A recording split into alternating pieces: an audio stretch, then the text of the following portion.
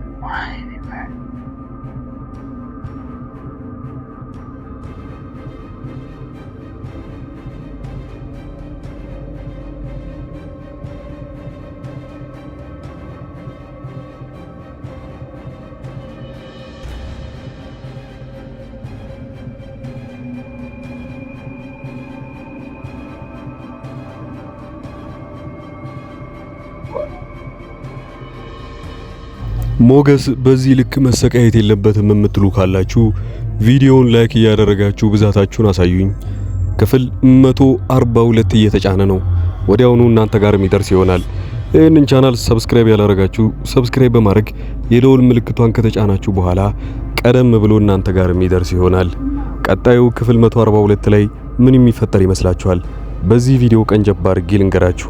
የመጀመሪያው ነገር ሞገስ እንግዲህ ሌላ ስራ ፍለጋ ወደ ውጭ በወጣበት ሰዓት ላይ አፋልጉኝ ወይንም ደግሞ ከፖሊስ ትዕዛዝ በተሰጠ ሁኔታ ላይ ፎቶ በየቦታው ተበትኖ ያው እየፈለጉት እንደሆነ ያውቋል። በዚህን ሰዓት ላይ ምን ማድረግ እንዳለበት አያውቅም። በመጀመሪያ ደረጃ ሞገስ እየጣረ ያለው ከዛ በፊት ስራ እንኳን መስራት ያልቻለበት ቦታ ላይ ደርሷል። ገንዘብ እጁ ላይ የለም። አንድ ቀን እንኳን ምግብ የሚበሉበትን ካልሰራ ማብላት አይችሉም ማለት ነው። ወደ ማታ አካባቢ ላይ ነበር ወደ ቤቱ የተመለሰው። ይሄንን መርዶ ለሉላ ይነግራታል። ሉላም በሰዓቱ ሰማችው። በቃ አንተ እኮ ምንም ማድረግ አትችልም። አሁን ላይ ከስራ ተባረርክ ማለት ለሌላ ለምንም ጉዳይ መውጣት የለብህም። እኔ ደግሞ የፈራሁት ዝና ምናልባት ያንተን ፎቶ ወይንም ያንን ቪዲዮ ለፖሊሶች አመልክቶ ሊሆን ይችላል። ይሄን ስትነግረው ሞገስ ወዲያውኑ አይ እንደዛ ቢሆን ኖሮ እኮ መድብል መጥቶ ሊያስጠነቀቀኝ ይችል ነበር። እስካሁን ምንም ነገር የለም። ምናልባት ሹፍርና መሞከር ሳይኖርብኝ አይቀርም ብሏል። ሹፍርና መጀመሪያውኑ ሞገስ ሙያው ስለሆነ ያለ ሙያዬ ገብቼ ብዙ እየተሰቃየው እንደሆነ ብሎ ወደ ውጪ ይወጣል ማለት ነው። ድጋሚ የሹፍርና ስራውን ለመፈለግ ያን የነበረ ፎቶውን ያየው አሁን ተስፋ ቆርጧል። ስራም መፈለግ አይችልም። ስራ ፈልጎ ቢያገኝ ራሱ መስራት እንደማይችል አውቋል። በየቦታው ፎቶ ተለጥፏል ማለት ምናልባት ያንን ሰውዬ ያገኛችሁ ሰዎች ወረታውን እንከፍላለን ስለሚል ብዙ ሰዎች ሊጠቁሙበት ስለሚችሉ ከቤት መውጣት አይፈልግም። ይሄኔ ወደ ቤቱ ሲመለስ ሉላ ይሄን እድል ታቀርብለታለች። እባክህን አሁን አንተ ላይ ደክመዋል። ስራም በዚህ ሰዓት መስራት አትችልም። ብታገኝ እንኳን ምንም አይነት ነገር ማድረግ እንደማትችል ፖሊሶች እየፈለጉ ነው። እኔ ወጥቼ ልስራ ይሄን ነበር ያለችው። ሉላ ይሄንን ብትለው ግን በጭራሽ እንደማይፈቅደውና ምንም ነገር ቢመጣ አንቺ ወጥተሽ እንድትሰሪ አልፈልግም። ይሄኔ ስትሰሪ ነው ታዲያ ዝና ሊይዝሽ የሚችለው። እሱ እጅ ገባሽ ማለት ደግሞ እኔም በህይወት እንዳለው እንደ መሰቃየት ነው የሚቆጠርብኝ ይላታል።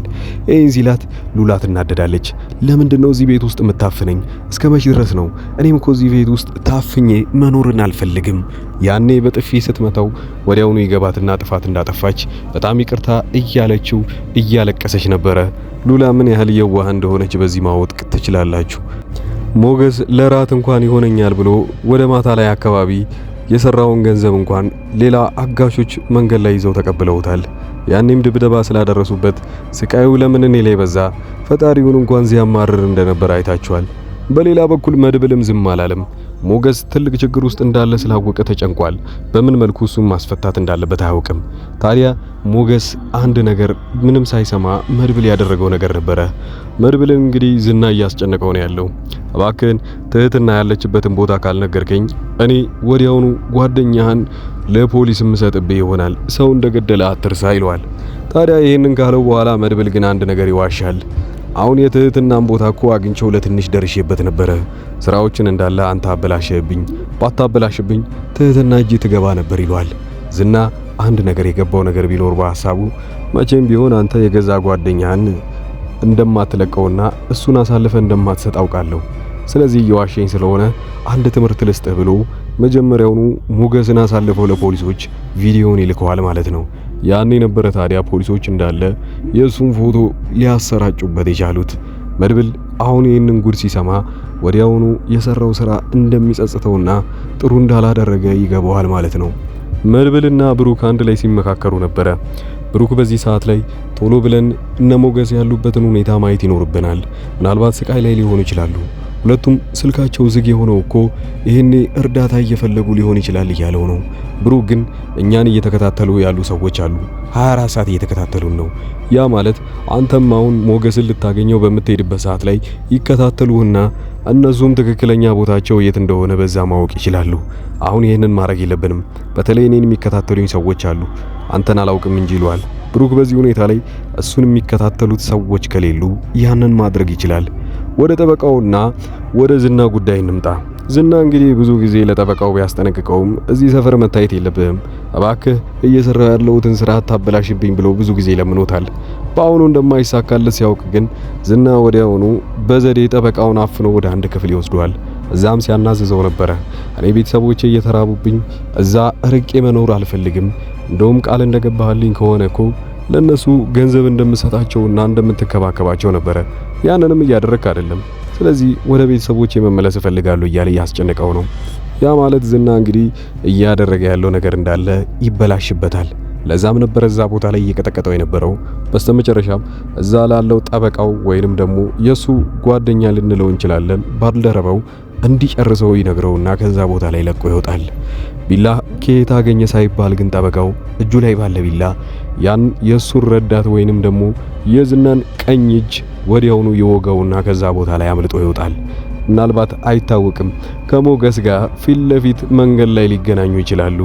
እስከዛው ድረስ ግን ያው የጠበቃው ምንም ያህል እንኳን መጥፎ ቢሆንም ማምለጡ ለብዙዎቹ ጥቅም ይኖረዋል። ሌላኛው በስተመጨረሻ ልናነሳ የምንችለው ነገር ቢኖር የማህሌትን ጉዳይ ነው። ማህሌት ግማሽ ሚሊዮን ብር ጠይቃለች አንድም ባለሀብት። እሱንም ባላደረገው ነገር ቪዲዮ ቀርጻውና እያስፈራራችው ነው። እሱ ግን እስካሁን ድረስ እየዛተባት ነው። ይሄ ነገር ሲያልቅ መቼም ቢሆን በህይወት እንደማትኖር ይወቂ። የኔን ገንዘብ ብሰጥሽም አንድ ቀን ጥሩ መጥፎ ነገር ላይ ሊያጥልሽ ይችላል። ያኔ ጠብቅ ይላታል። መሐሌት ግን ይህንን ነገር አልፈራችም። ወዲያውኑ ያንተ ምንም ነገር እኔ ላይ እንዳታደርስብኝ ብዬ ቪዲዮዎችን ብዙ ሰዎች ጋር በታተኛ አስቀምጫለሁ። ያ ማለት እኔ ሞትኩኝ ማለት እንግዲህ ወዲያውኑ ከሰፈሩ እንደጠፋው ሲያውቁ አውቶማቲክሊ ማን እንደፖስተው ሳይታወቅ ቪዲዮ ኦንላይን ላይ ይሰራጭብሃል። ያኔ አንተም ቢሆን ከቤተሰቦች ጋር እስከ መጨረሻው ትጣላለህ ማለት ነው። ያለህ ብቸኛው አማራጭ ገንዘቡን መክፈል ነው ብለዋለች። የራሳችሁን ግምት ኮሜንት ላይ ያስቀመጣችሁልኝ። እስካሁን ድረስ አብራችሁኝ ካላችሁ ቻናሉን ሰብስክራይብ ማድረጋችሁን አትርሱ። ወዲያው ቪዲዮ እንደተለቀቀ ለእናንተ ቀደም ብሎ ይደርሳል። መልካም ጊዜ